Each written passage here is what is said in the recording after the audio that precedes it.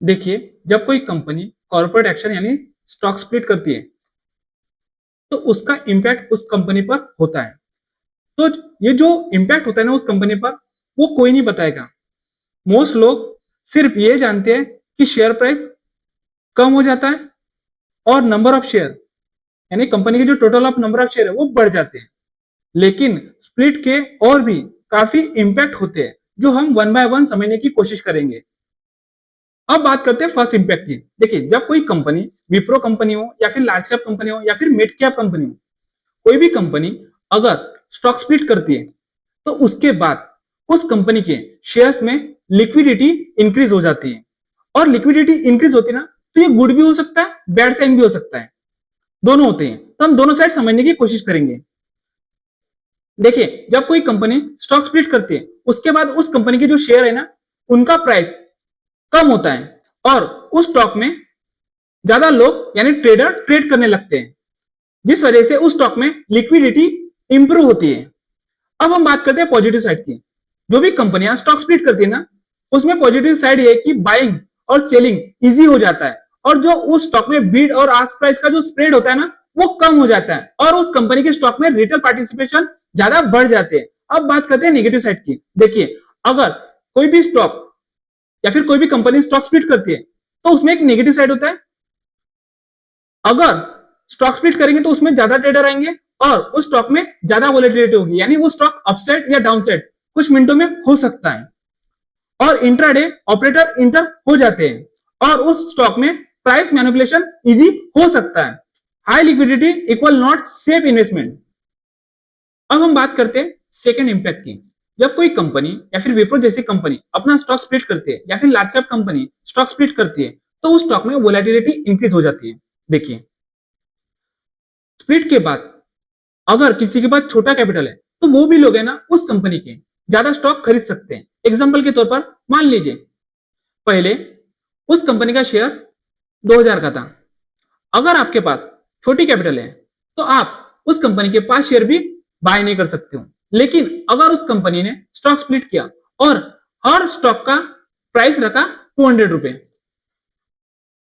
तो आप मुझे बताइए, आप उस कंपनी के 50 शेयर इजी से बाय कर सकते हो? यस और नो? तो देखिए, इसका रिजल्ट होता है रिटेल इमोशनल बाइंग और panic selling is also fast. Price swing split के बाद ज्यादा शार्प हो जाते हैं। अब बात करते हैं थर्ड इंपैक्ट की। देखिए, इल्यूजन ऑफ फ्यूचर रिटर्न।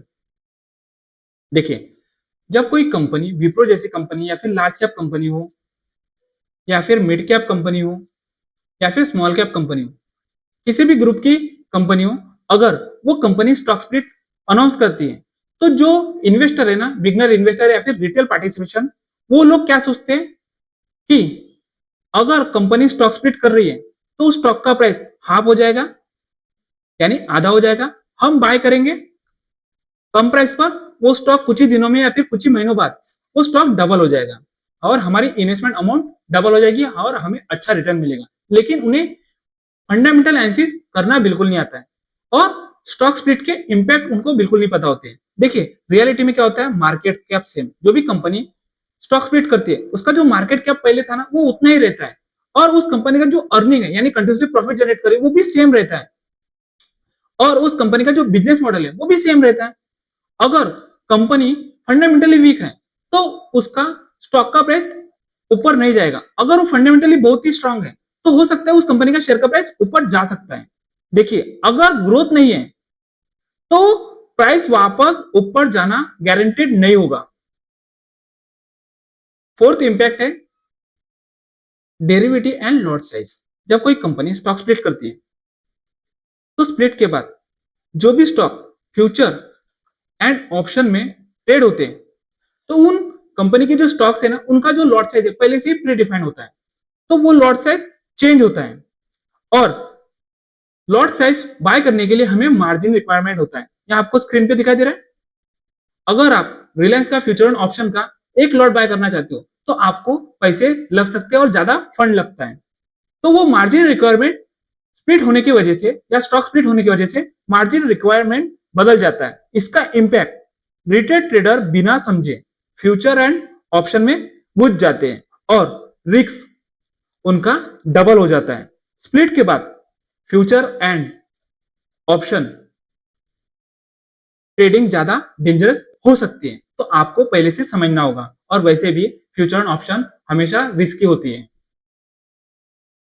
देखिए, सबसे लास्ट इंपैक्ट की बात करते हैं। जब कोई कंपनी कॉर्पोरेट एक्शन यानी स्टॉक स्प्लिट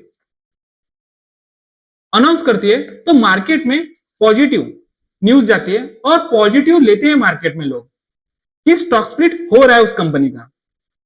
और जब कोई कंपनी स्टॉक स्प्लिट करती है तो स्टॉक स्प्लिट का इफेक्ट उस कंपनी का जो प्रमोटर है यानी कंपनी का जो मालिक है उसके शेयर होल्डिंग पर नो डायरेक्ट इफेक्ट यानी डायरेक्ट इफेक्ट बिल्कुल नहीं होता है।